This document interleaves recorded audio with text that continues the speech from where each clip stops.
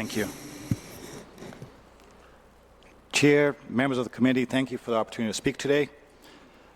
A popular definition of insanity is to do the same thing over and over, but expect different results. And when it comes to rent stabilization, history has given us decades of results. Rent control failed in San Francisco, where it reduced housing, drove up rents in uncontrolled units, and encouraged condo conversions. It failed in New York City, where both rent control and rent stabilization produced the tightest housing market we've seen in history and the highest median rents. It failed right here in Cambridge, where rent control resulted in a decline in the number of rental units and an uneven distribution of benefits. Rent control was finally outlawed in 1994. A decade later, Cambridge had thousands of new units, millions in new tax revenue, and increased affordability because supply finally grew. The longest running experiment in rent control was actually in Egypt. In 2025, they finally ended their 60-year system after acknowledging that it collapsed investment, reduced units, and destabilized the market.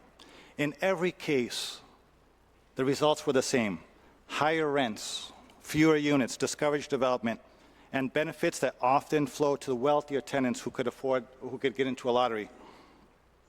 The reason is simple. No version of rent control has ever worked because it's fundamentally incompatible with how real estate economics work. Rent is not a number you can freeze because it's an outcome of supply and demand. When you restrict rents while costs are rising, you reduce supply. And when supply goes down, rent will always go up. Every major economic study from Stanford to MIT to Harvard to the Brookings Institution and even the National Bureau of Economic Research have all reached the same conclusion.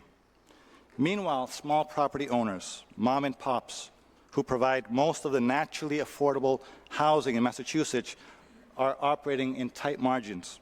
Utilities up 39%, insurance up 25%, property taxes 21%. And yet, this proposal suggests caps at 5%.